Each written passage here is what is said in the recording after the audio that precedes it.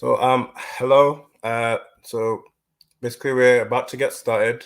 Feel free to share suggestions or questions or opinions in the comments if you're watching on YouTube and Facebook. This will also be available later if you can't watch it right now. The program will be about an hour, and we'll try to get to the questions at the end if we can. So I'm just gonna take this off and hello. Hi. You're on mute. There you go. Okay, hi. Can you hear me? Okay, Okay, cool. Hey Phil, how you doing? I'm good. How are you? Good to see you. It's been a while. Yes, you're looking very moisturized. for this life.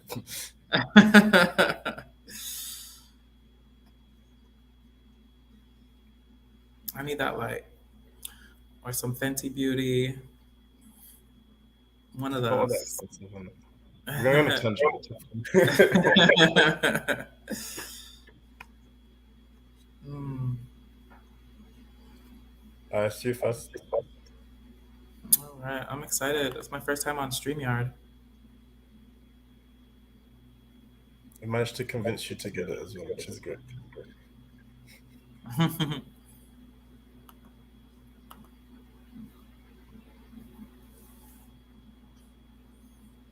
And props to you for handling tech support and co-hosting. Thank you. Can you see the script? No, but I have mine.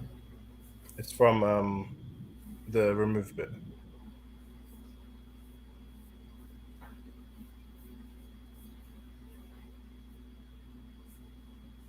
If you're sharing it, no, I can't see it, but I do have mine with No, me. it's you. You have to go first. Oh, cool. I thought you were Sorry, doing housekeeping first. sorry. My bad. It was brief. Okay, cool. All right, everybody. Welcome to INOPUP UK, US, Black Men and PrEP. I am Tomik Dash or Tomik 2.0 if you're nasty. Tomik 9.5 if you are super freak. My pronouns are he, him. I'm Phil Samba, and my pronouns are also he, him. Awesome. We are both part of INOPUP. It is the International Network of People Using PrEP, a project created by the UK-based PrEPster in coalition with Mexico-based Inspira. This is led by those of us who are using PrEP or seek to use PrEP. If you don't know, PrEP is a drug you take before and after sex that stops you from getting HIV. It can be taken daily or around a specific sex event and is almost 100% effective if taken correctly. So, INOPUP brings together frontline PrEP educators and activists from around the world to create a network to create knowledge as well as strategies, share resources and research, and to collaborate on educating and agitating for PrEP globally.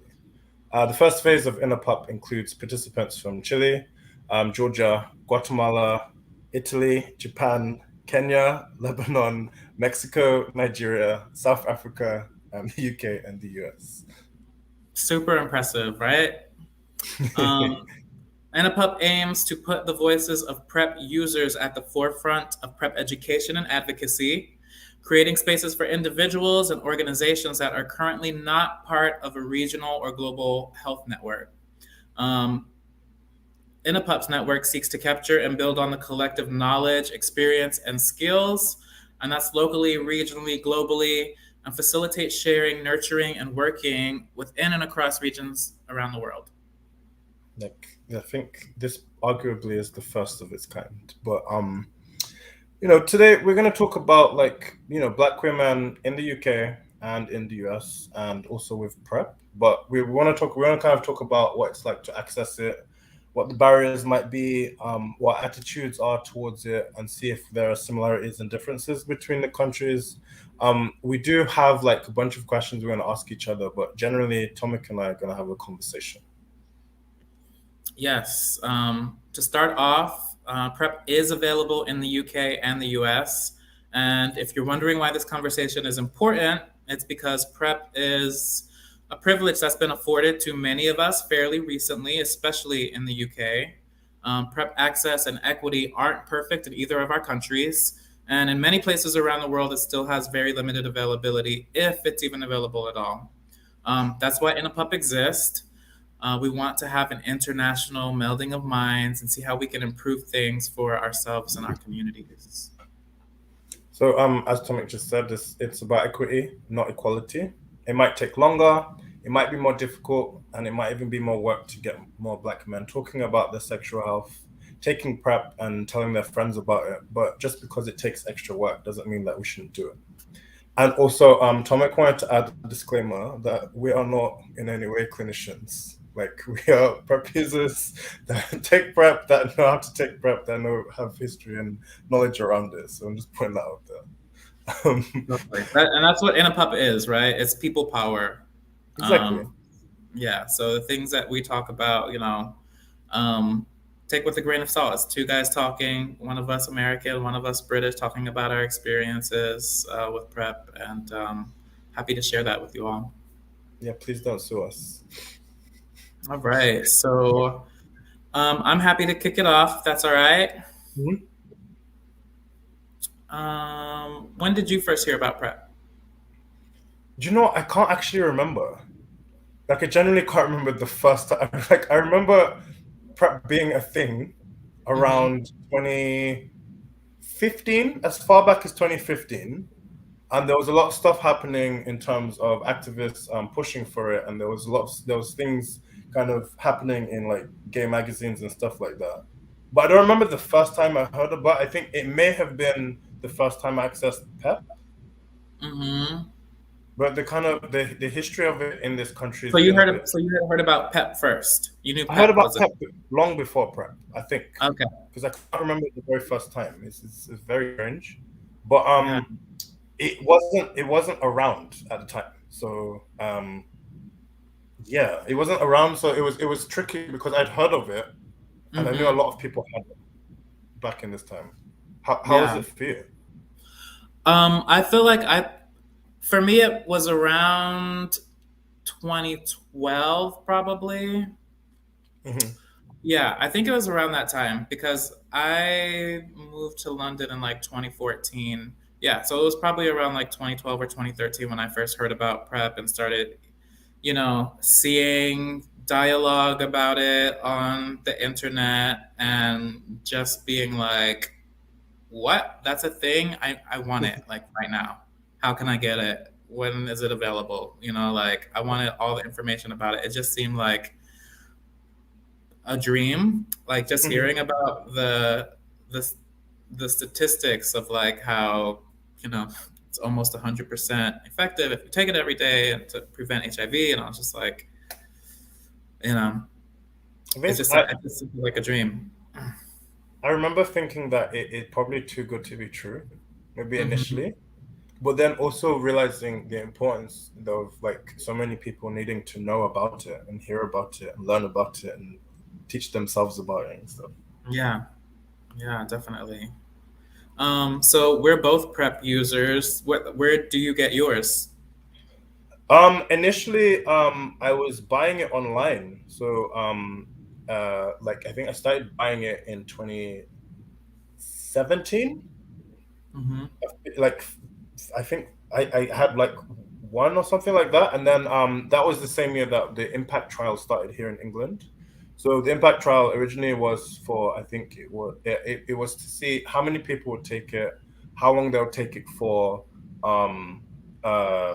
I can't remember, like, I think which demographics would use it and that kind of stuff. It wasn't ever a trial to see if it worked because we had trials 3 years before that proved that it worked.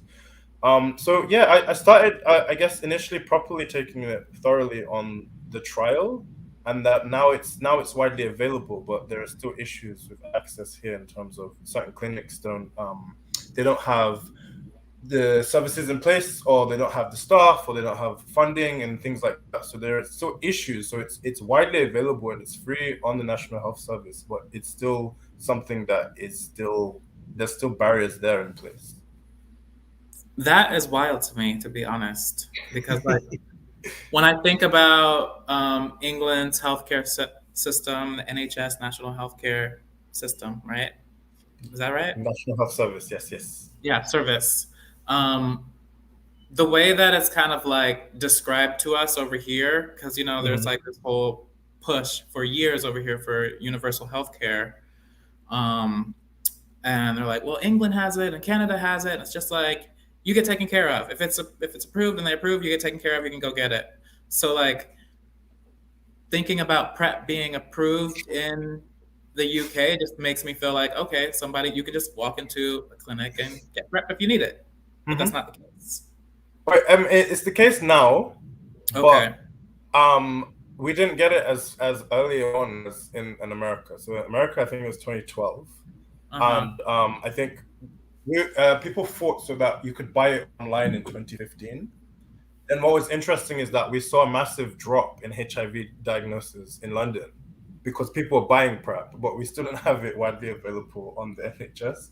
And it's Wow. interesting that you say, you talk about the NHS and think, wow, it's something like, if you break your arm, you can just go and get it sorted out and stuff. But like for Mhm. us, it's wild thinking about America and going to America and like breaking something and thinking, I don't have insurance and something like that. Yeah. Like that is insane to us. Like Yeah. things That like, is gone. scary for us too. Just being every day is scary. Ah, it's like you can But yeah, actually get things. like what made you start to take it? Um, well, I had wanted to be on it just because, I felt like I was high risk. It's like I preferred bareback sex. I would always try to be responsible and like I would have that conversation and be like, "Yeah, you're cool with playing safe," and they'd be like, "Yeah, we can play safe," and then you get there and like you don't, you know. And it would just be this like fear, right? Like every time I would go get tested, one, I was like, there were times where I was just like scared to go get tested because I didn't want to know. Mhm. And I had always just kind of told myself like, oh my God, this is it. This is gonna be the time, And what am I gonna do if I get positive? If I get a positive result, I used to tell myself I'm gonna fucking buy a ticket somewhere like fun and just like overdose. That's what like 17-year-old me would say, right? Because I was like terrified of HIV. I was terrified. Had fear of the stigma. I had fear of telling my parents. Like I was like, I'm not gonna tell them. Um, Mhm. and so yeah, every time I would go get tested, I would just think about every freaky thing I did between the last test and that test, and be like, that was it. Why didn't you? Like. Yeah. So when I knew that there was like this, pill that I could take to really decrease my risk of contracting HIV, it was just like I was doing everything I could to get on it. Hmm. Yeah. I feel extremely similar in that aspect. It's kind of like I always felt like no matter what you did, no matter how careful you were, it was like HIV was always in the room with you, even if Mm-hmm. you like, and it's just it kind of like it can sometimes stifle sex because it's always in the back of your head. So then you can't be fully comfortable and stuff. So, but like I remember one big thing for me was that like I guess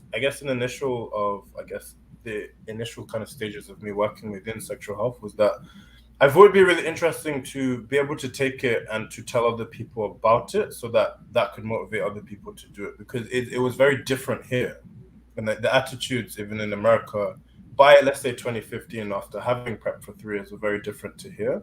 Whereas we don't have that aspect until 3 years, no 2 years from now, you know?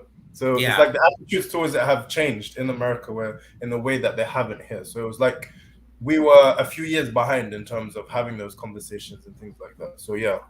Right. Right. Right. Yeah, that's very interesting. Like, do you feel there's been like an uptake of PrEP in the UK since it's come around later and like attitudes around it?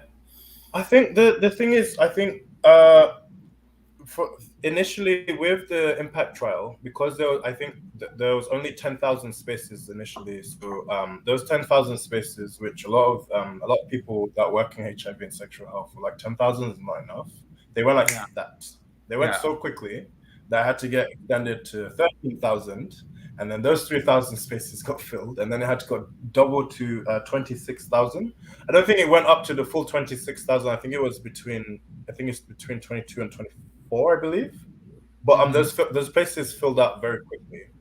I think for a lot of people, starting PrEP for the first time was a lot of people that got onto the trial, and then also for a lot of people, it's only now that it's widely available in NHS that people actually feel like they can trust it. So Okay. attitudes have changed a little bit, and I think little things like having things on gay dating apps that say on PrEP or things like that, it's kind of normalized it, because I think initially we had that whole Truffaut whole thing in the beginning, Yeah. but now it just seems really ridiculous. Like I don't come across that much anymore. Yeah, I mean, I kind of saw that both ways. I saw some people who kind of like said that about themselves in like an empowering kind of way, and then people who would try to use it against people as like slut shaming kind of way. But to me, it sounds like those numbers for the impact trial were already answering a lot of the questions that they had about demand, right? Like the demand is fucking there. Look at who's asking for it. I'm sure it's a Yeah. lot of the same demographic, Yeah, because the sad thing is that the results of that have actually come out very recently, and it's just shown the demographics that are missing from the trial, which is like, if we didn't do a trial, if we just actually rolled it out 4 years ago now actually, then maybe those people, the younger people, and black men, trans and non-binary people that are not accessing PrEP, black African straight men and women, all these different groups, sex workers as well, all these different groups that are affected by HIV would have been accessing it had they, if it would continued, rather than this trial. I think the word trial, as soon as like people in general, but as soon as black people hear the word trial, they're like, no, we're not doing it. So I've seen it, and even some of my closest friends only started PrEP once it was available on the NHS. And even though they'd seen like all of the work that I've done,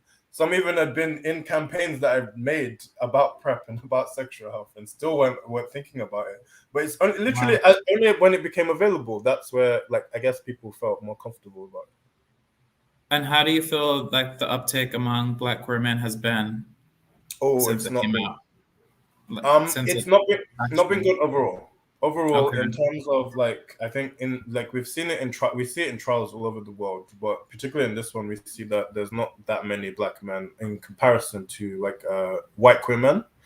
But I think it kind of goes into the fact that they called it a trial, and the fact that I think sometimes, a colleague of mine, he said something that kind of really stuck with me, and he said, and I've kind of seen it in other aspects, and especially if we think about the COVID vaccine. He said the thing that what happens with black people sometimes is we like to see how things go. So instead of rushing into like the newest medication, like we have to see how people are taking it and how it works and stuff like that, and then see how it is. And if people are okay, then we start it. And I think there's been a bit of that with PrEP. And a friend of mine actually, he said exactly that, even though he actually knew exactly what PrEP was, how it worked, everything, but he still wanted to see how it worked. So yeah. But what about you? How is it in the US? In the US, I don't think there's that same kind of at least with Black queer men, I don't think it's the same. I feel like Black queer men take it here. And I don't remember there being like a big public trial of it the way it sounds like there was in the UK. There's still, I think, it depends on like what, sub communities we're talking about. I think, there's still a lot of like DL men and like, especially DL men who are not on it. And, that leads to kind of like, increased rates of HIV in our community. But it's not just DL men that is, it's like there's a bigger societal problem, which is obviously like racism in healthcare. you know, HIV stigma, and especially in the Black community, which was, you know, something that I was worried about when I was thinking about getting it. I actually was thinking about rather just going off somewhere than telling my parents, right? And just like medical care, and access, the disparities, and CDC, like the Center for Disease Control for UK listeners, here in the United States, has actually named racism as like a health care crisis here in the United Wow. States. Yeah. So when you think about that and you think about the way that it impacts Black people, but when you think specifically about Black queer people, there's a lot of work that needs to be done because Black queer men still pretty much have the highest rates of new infections, you know, of HIV, of new HIV infections. And there's obviously a lot of contributions to that. So I'm trying to process what you said about the CDC, because the British government tried to convince us that systemic racism isn't a thing not so long ago. So yeah. no, there was a whole report that had no concrete evidence of such. That basically, yeah, it was basically saying systemic racism doesn't exist and that it's in Black people's heads, essentially. So for you to say the CDC said that in comparison to Britain, who pretty much created racism, it's just I was gonna say, I'm not surprised that the original colonizer said that. And I am shocked that the CDC said it, to be quite honest. You know, I am. Granted, during the Trump administration, there was a lot of words that they were not allowed to say, and racism was one of them in any of their public-facing reports. But that's not the case anymore under a new Biden administration. But it is something that is concrete on there, and they have a lot of things about like what needs to be done about it. Racial bias in hospitals, the amount of money that goes to public health care and public hospitals versus privately funded ones. So it affects our communities in so many different ways, and I think, and I saw that, it's like I saw that just in Atlanta as someone who was trying to get on PrEP. It's just very hard. It was actually like pretty much impossible for me, and I went out of my way, to try to I was living in Atlanta at the time when like PrEP came around, and I went to like a LGBTQ health clinic, and they knew about it, but they were just like, it's expensive. You actually should probably go to a hospital and try to figure that out. Which I was surprised about at the gay clinic. I'm like, well, I feel like, okay, thought you guys would know more, but I guess not. And then so I went to the local hospital, and they were like, what's that? What is that? Why do you need that? So wait, you have HIV? And I was like, no, it's actually to prevent, I'm like, I'm teaching them what it is. Eesh. And then they like leave me in a room and like go away for a long time, and then come back with a printout that has a list of churches that they said I should look into for assistance in paying for this drug. Which to me, couldn't tell if they were being serious or if this was like some kind of like subtle Southern shade, like take your little fat ass out of here and go get saved. Nasty, get out of here. So I was like a little offended, and I definitely was not going to call any churches. It was just not a situation I was going to like put myself in and try to explain this. I felt like my safe space should have been where I was. And if that wasn't my safe space, then I'm just going to have to wait and try to figure things out a different way.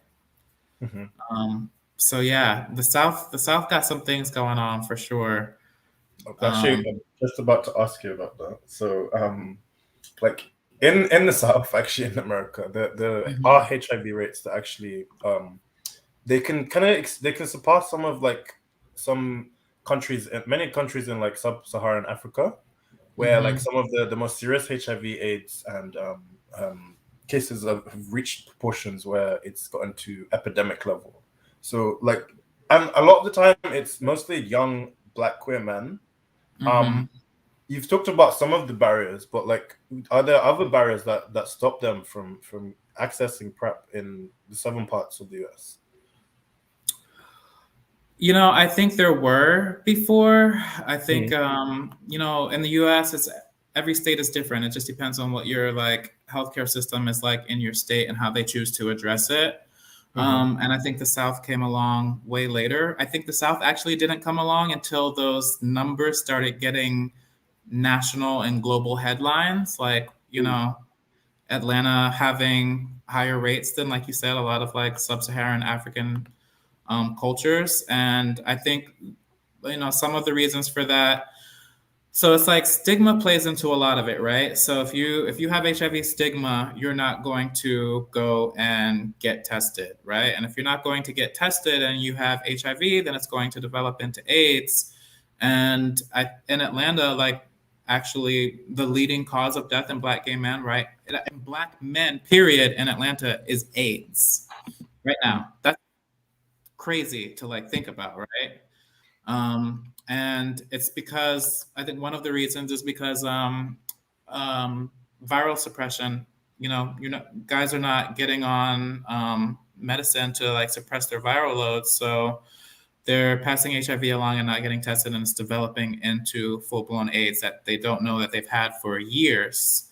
And you know, and so you're left with these cases that look like they belong in the 80s when all these factors are leading into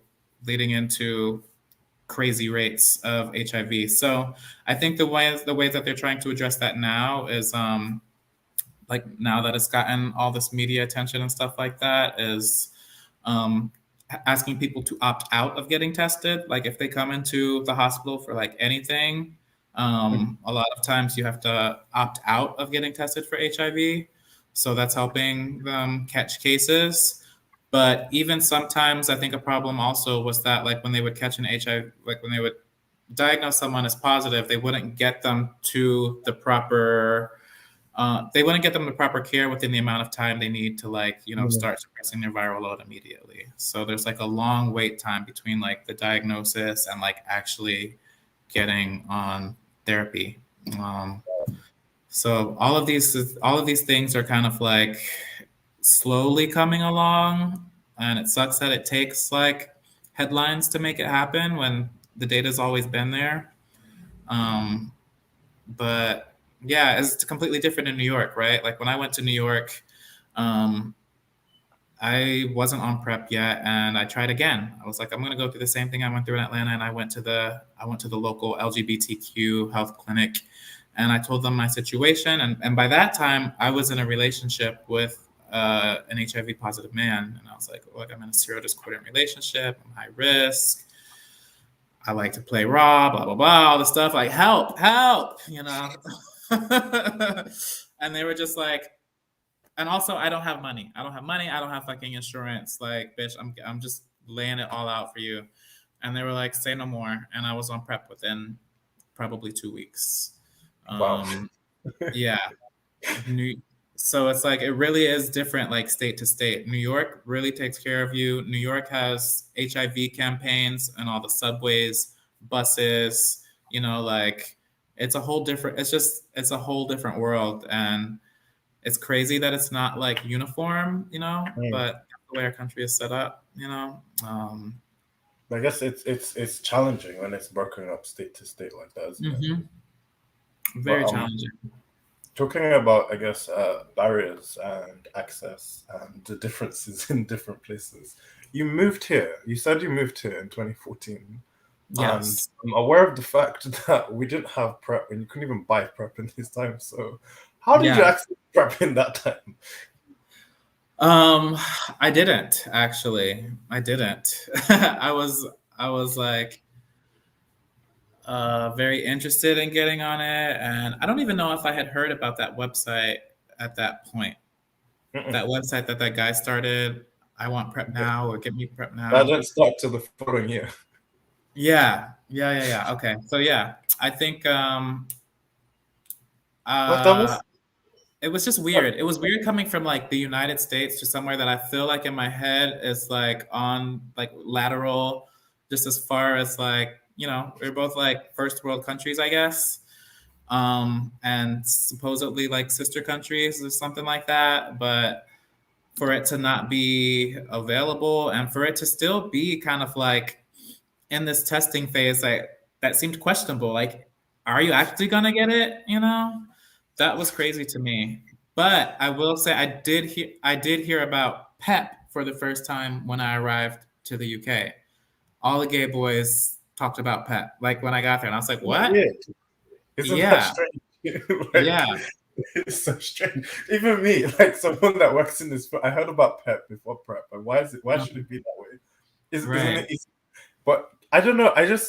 I remember even as we were planning this, I just thought like that is such a wild concept that you moved from a country where you had access to PrEP to Hmm. a country where there's no PrEP that is considered first world and like essentially kind of rich and is like with its own, and also to add insult to injury, we have a national national health service in which a Hmm. medication, a lot of medication procedure services are free, so it Yeah, makes even less sense, doesn't it?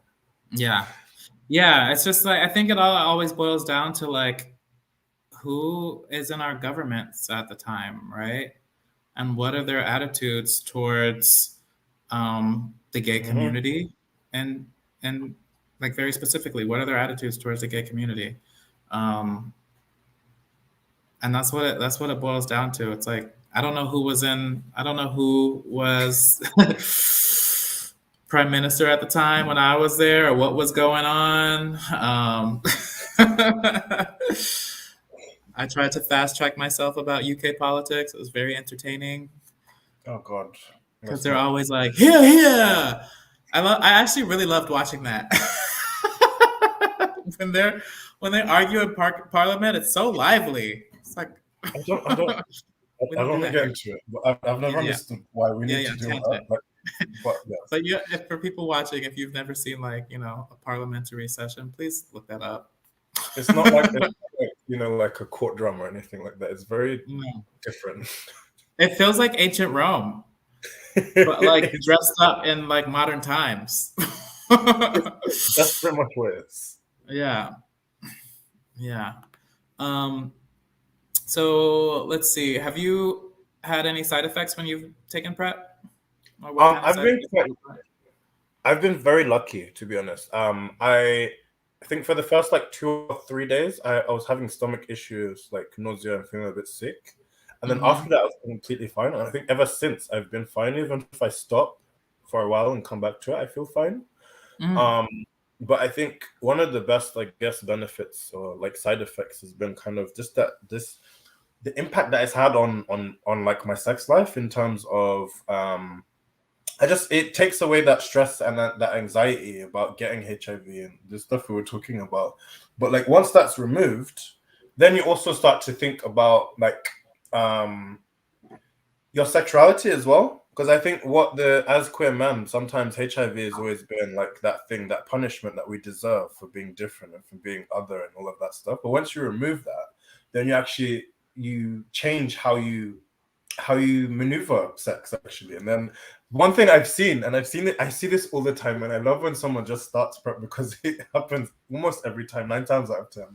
But a guy will start PrEP and then immediately stop having sex, like Mm. immediately, like and it happens because I think then they start to redefine their relationship with their sex life and with their sex and who they're having it with and why. And I just find that really interesting. There's also been some stuff that's come out on the effects that it has on your mental health and how it improves your mental health, and especially with people that are quite anxious about getting HIV. So in my case, it's all been positive. How about you? I love that that's where you went with that. Because when I think side effects, like the first thing I think about is like negative side effects, right? Like I don't think about like the positive things that have come from it. Mm, And for me, the negative side effects have, for the most part, been minimal. I think when I first got on it, I had like my stomach was fucked up for a week. mhm. Um, and then it stopped. And I've never, and the same like you, like even when I've stopped and then got back on it, I've never had that problem again. For some reason, not to be all like conspiracy theory, but Truvada always was fine for me, right? Like for years, I was on Truvada for 5 years maybe. And then when Descovy came out, then my doctor was like, "Oh, Truvada's fucking with your kidneys." I was like, "But it never fucked with my kidneys before. Is it like because Truvada?" And in my head, I was like, "This is because the patent for Truvada is like getting released, and they're about to have the generic version, and they're trying to fucking get money, and make me switch to the one that's not gonna have a generic version." No, so I guess at the minute, basically it can mess with your kidneys if you have pre-existing kidney issues. But typically you should be tested on a yearly basis so they can test how your kidneys function. They do a kidney function test, and also they test mine every 3 months. Okay, that's good. Yeah. I think here it's done yearly, but then also there's a very slight like reduction in bone density. But you'd only ever notice that if you go for a bone scan, like you wouldn't physically feel it, or it doesn't make your bones brittle or anything like that. So that's what it would be. Yeah, it's very interesting. He did tell me one time though, before when I was like in the gym and started taking creatine. Oh yeah, he noticed. He was like, "Are you? What's different? Are you taking creatine?" And I was like, "Yeah." He was like, "Well, you have to pick one or the other." He told me that. He was like, "Because apparently, Truvada increases creatinine in your kidneys, which is like a natural something. I don't know what it is. But if you have too much of it, it's not good." And so when I started taking creatine while I was taking PrEP, I guess it fucked with my creatinine levels, and he made me pick one or the other. So yeah, that is a very easy answer. PrEP for sure. I think there's a lot of guys that go to the gym that take PrEP and creatine and don't realize that that's the link. But then also I think not for so much for creatine or for kidney issues in general, but for those minimal stomach issues. If anyone watching is about to start PrEP or has started PrEP or has issues with it, one thing you can do to reduce that is take it at night, because then by the time you wake up, you have no nausea and it's already in your system. So have you had any other side effects, or has it changed your sex life in any other way? I think it's just allowed me to be a lot more comfortable. I think I feel like a lot more free.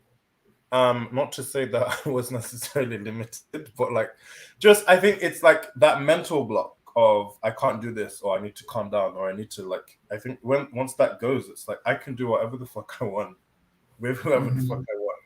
And not that there won't be any ramifications or implications of those actions, but HIV isn't going to be on that list, And like removing that has had a massive, like I think, kind of effect on me as a person in a weird way. It's a little bit dramatic, but like I feel like PrEP has genuinely changed my life. Yeah, no, it's not dramatic. It's real. It's true. It's like it's a huge thing that can happen. That it takes that fear away. Like, also, I just want to acknowledge your nails. Can we show everybody your nails? I need to look at a good hand. You can see these two fingers. If they're fucked up, I can't tell. You could just flash them real quick, but I think they're cute. Nice. I need a manicure also, and I want a gel finish too. Ooh. I haven't had color on my nails in a while. So yeah.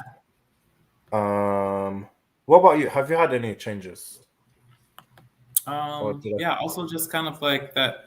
It's the same similar things. Just like what it's done for my mental health has been amazing, as far as just like taking away that fear of contracting HIV.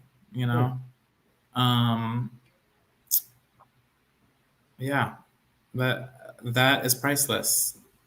That's the biggest thing. That's all I wanted from the time I heard about it. It's just like Please, how can I?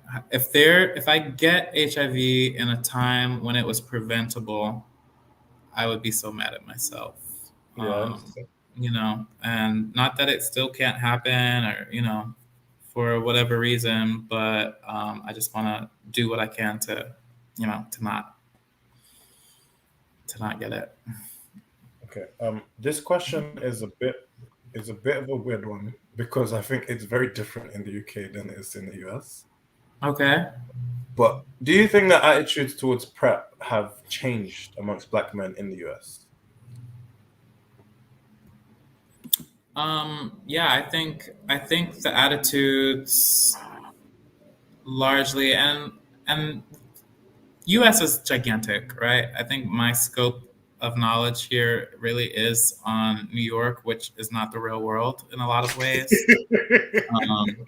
Um, so, what I've noticed in New York is that, black men take PrEP. There's no like dialogue about, amongst black men, like, should we be taking this? That's for white people. That doesn't really exist. And I see, like I said, I see the campaigns. The campaigns are very inclusive. And also, there's lots of black queer groups that campaign for sex positivity and um, just like being safe, playing safe, getting on PrEP, having these discussions. And I think those help for sure, and just being able to have these conversations amongst ourselves. Mhm. So, yeah, do you feel like it's different in the UK? I think that just in general, like, I feel like the communities are very different. Mm. It's a bit bizarre, but I feel like um, I need to use my words carefully. But I feel like there's a lot of young black queer people that actually don't have as much of a connection to their history here, and I Hmm. think as a result of that, that kind of ch- changes attitudes towards HIV. That makes sense. I feel like because of like the movement of the 60s and the 70s in New York, for example, Hmm. and I'm Hmm. not saying that nothing didn't happen here. Like no one come for me if you're watching this. I'm not saying it didn't happen here, but I think like I went to New York for Pride in 2019, and I felt like there's just a different attitude towards elder queer people that we don't have in the UK. And I've heard colloquially from a lot of people that in London it can be very toxic in terms of ageism within the queer community. And I think Mm. because of that, that kind of stints how we connect to HIV and the past and the history and going forward and stuff like that, which is very Hmm. long-winded. But essentially, attitudes changing, I guess. Yes, I think I still feel like there's that little bit of that backstory which kind of has an effect on how we view HIV here. But I also Yeah. feel like attitudes have changed, and I did mention it briefly earlier when I talked about waiting to see. But like I think some initially, not so much now, but initially a lot of black men saw PrEP as a white thing, and Hmm. that's for white people, that's for white gay men, that's not for us, that's not for me. But then also Mm. because a lot of the adverts, well, not adverts, but a lot of the targeting, a lot of the people behind what was happening were not like people weren't people like us. So I can see why people would think that. Mm. It's only the last few years in which it's been a lot more targeted. Like work has been a lot more targeted and a lot more specific. Tried to involve people from the communities and stuff like that. But I definitely think there's been a massive shift in the sense since it's been on the NHS because I feel like people can trust the NHS. We don't trust the government, but we trust the NHS. That's very interesting the way you framed that. Just thinking about like the history and like how we had the Stonewall movement over here. And this is going to be a question that is sounds dumb to a lot of people, but I'm just going to ask it because like my frame of reference for the AIDS crisis has always been focused on the United States. Mm-hmm. Like, was it happening literally like at the same time in the UK? So there's been a lot of coverage around it recently actually since the beginning of the year because of It's a Sin. Because I think Mm-hmm. that was one of the I don't know, don't come for me, I'm just saying. I think it was one of the first instances in which we saw a British perspective of the HIV and AIDS crisis in the 80s and the 90s. Although it was a drama, and a lot of it was based on things that did happen. I think Sorry, start my loud it's road okay. outside. It's not the cat. It's not the cat. I mean the birds. But It's not the birds. Yeah. I think that basically we got to actually see a British aspect of it, which has been good. And a colleague of mine who was there throughout the entirety of that and was in London during all of that has actually had an opportunity to be able to share his story and share his experiences through the documentaries that he's done. So there's actually been Was It's a Sin accurate? I haven't watched it. I heard it was really good, but was it? Just because they do the movies about that, they did a movie about Stonewall and they had some white person throw on the first brick. Yeah, things like that. So I think like a lot. The other thing was that it was just a lot of these things have been very whitewashed. I'm not saying It's a Sin isn't necessarily, because I'm not going to, no spoilers, but you'll see. But like I think they didn't have Margaret Thatcher. They didn't have Margaret Thatcher throwing the first brick. That's right. Really not. But like I think that we've begun to see, and I'm happy that it's happening, but we've begun to see it from a Black queer perspective, in the aspect of we're actually seeing what it was like for Black queer people. Because I think the HIV and AIDS crisis has always been kind of seen as this white thing. It's always been very whitewashed. It was these poor white twinks that died from HIV, but that's not always been the case. So I think that we're starting to see people like on one hand learning their history, and then on the other hand taking better care of their sexual health in the aspect of I guess understanding what's available and what's there. We still have massive pieces of work to do in terms of making sure that access is for everyone, because in terms of PrEP, we are seeing that HIV is going down amongst a lot of groups, but not in the same way amongst people of color, especially queer people of color. Right. And so I've kind of explained why I feel like that has happened in the US. Why do you feel like it's not going down amongst people of color specifically? Like, I think the delay did help. Like you had PrEP for 3 years before we were able to buy it online. Right. When we think about all types of aspects of health, a lot of the time Black people have the worst inequalities. So if there's a situation in which there's an access to a medication that people need, Black people are going to suffer, and that's essentially what's happened. So I think that's been a delay, but I think also I think partially talking about history and like intergenerational relationships. But I think it's just it's the kind of stigma and the kind of I think people are still stuck in the 80s and still believe that HIV is still of something from the 80s. Right. I think because of that, that's like where it's a death sentence. Yeah, and I think because of that, people don't know what's available, don't know about U equals U, and don't know a lot of things. So yeah. Right. And U equals U is undetectable equals untransmittable. Yes. So anyone a person living with HIV, if they're on effective HIV medication, they can't pass on the virus. So yeah. Right. So we've talked a lot about the kind of history of this. Is there anything that excites you about the future of PrEP? Ooh. I'd love to see not just more Black men taking PrEP, but talking about it. I think there's this sometimes a strange thing in which people are taking PrEP in secret. Like, it's very strange. And there's even been some research that came out actually recently that showed that people are taking PrEP but not having conversations about PrEP because of the stigma.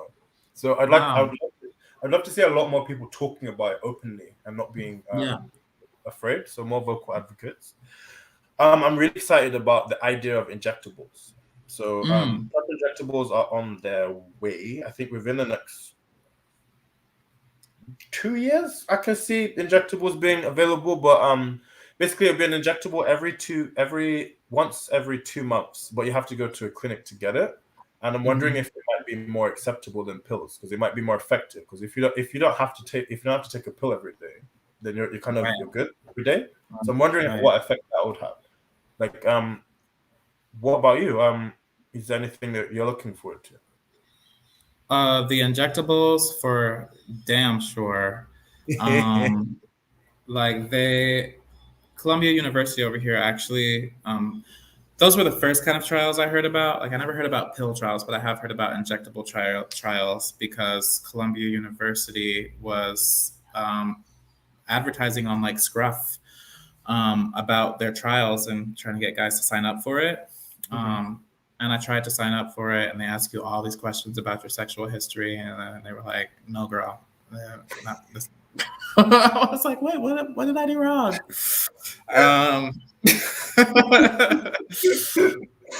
but for me, I think injectables really is like the next wave, specifically because like one, no matter how hard we try, I don't, nobody takes it every single day. I mean, there are times when I do I have a great stretch, but there's things that like interrupt my kind of like flow of just like remembering to take it. And like the biggest thing for me is like when I go on vacation or if I go out of town at all, even if it's not vacation, just like when I'm at home, it's in my nightstand right next to my bed. And I wake up, I have a bottle of water sitting on top of it. I take my PrEP. It's like habit, right?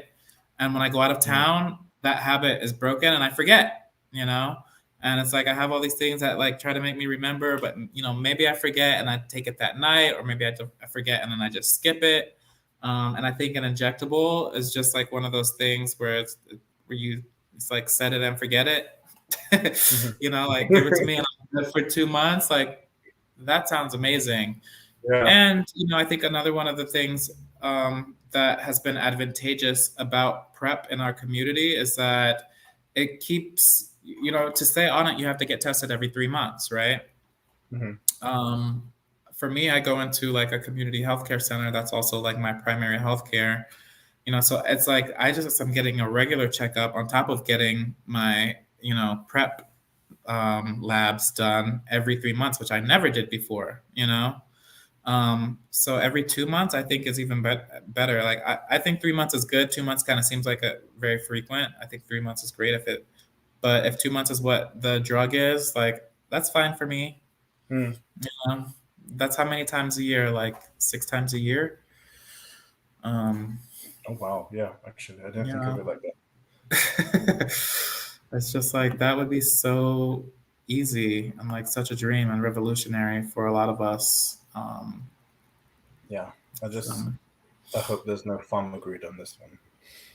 Yeah, I don't know, and I don't know what the timeline is for the United States. I hope it's that same timeline, 2 years or something like that. I have no idea what it is in the U.S., but I hope it's more. I meant injectables in general. I don't know where they're going to be, but I just where we're at the moment is within. I assume within the next 2 years. I don't have that as concrete. Right. So yeah. Yeah. So what would you like Black queer men to know more about PrEP? I think I would like them to know the science behind it. I think because I think people like when I have conversations and guys are against it, it's usually I don't know what's in it. I don't like putting things in my body. It's like similar to like the COVID vaccine kind of hesitancy. So I'd like for people to like actually do the research and to like know what they're taking or what other people are taking, that sort of thing. And I think that could be really beneficial. I think it's this very simple thing, but it can help a lot. Yeah, agreed. Agreed. What I think I would love people to just know that, like, your voice is powerful. If you are taking PrEP, like, and are not vocal about it, like, be vocal about it. That's what helps bring down stigma, right? To be like, oh, well, he's doing it. That's fine. It's working for him. He ain't got no shame about it. Like, like it should just be normalized. And I feel like largely it is over here, but I think it needs to become more normalized and have wider access, obviously. So that's what I would like. That's what I would like to see. What do you think we can learn from each other from being in different countries? this is the thing that I love about INOPUP. It's that we're all from different countries. Like me and you are just two of the countries that are represented within the larger kind of group. But just to be able to talk to each other about like the way our different countries are handling it or not handling it is a great way to be able to like empower us to help our own communities, right? It's like, who would have thought that in the UK, before it was actually legalized, like one man started a fucking website that actually impacted the level of HIV rates in the country? I mean, it's embarrassing, to be honest. It's embarrassing for the government, but it is empowering for people, to be like, you know what, fuck them. We can't wait. We need to do this on our own. And that has a lot of times been the story for our community, our communities, like the intersections that we sit at, like Black LGBT. It's been like, we're lower on the totem pole than like heterosexual. Like, look how fucking fast we were able to fucking get a COVID vaccine. Like, sometimes that shit still is mind boggling to me. Like, that's a virus, That's I a mean, virus. the interesting thing about that is that the research that's been gone into the COVID vaccine is now what's helping to get the new research on a possible HIV. I'm gonna say cure, but cure. Yeah. Thing? Weird. A possible HIV vaccine. Mm. Yeah, I mean, it's just like, it's fucking, I don't know. Sometimes I think about it and I'm infuriated, and I can't imagine how like our elders must feel who lived through the AIDS crisis, and like especially here when we couldn't even get like Ronald Reagan to like say the word AIDS, even though his friends were fucking dying. Like, but God forbid something that comes around that fucks with straight people and white people, like. But I guess that's why Anyway, we're doing this, isn't it? huh? I said that's why we're doing this, isn't it? Yeah. I went on a tangent. I went on We both as bad as each other. That's what we were talking about. That is the good thing about INOPUP, is that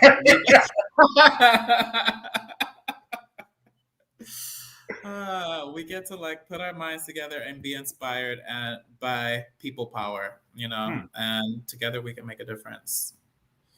Okay.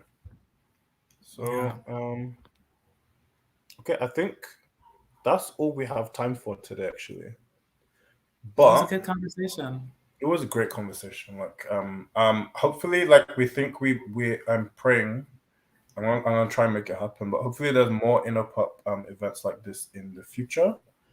So yeah, thank everyone. Thank you everyone for watching and stuff. Tomik, where can people find you on the internet? Yes, thank you everyone for watching. Phil, thank you for having me as a co-host. This was really fun. You can find me everywhere at Tomik 2.0. That's TOMIK, the number 2, POINT, the number 0. And that's on Facebook, Instagram, Twitter, Tomik 2.0. And my website, tomik2.0.com.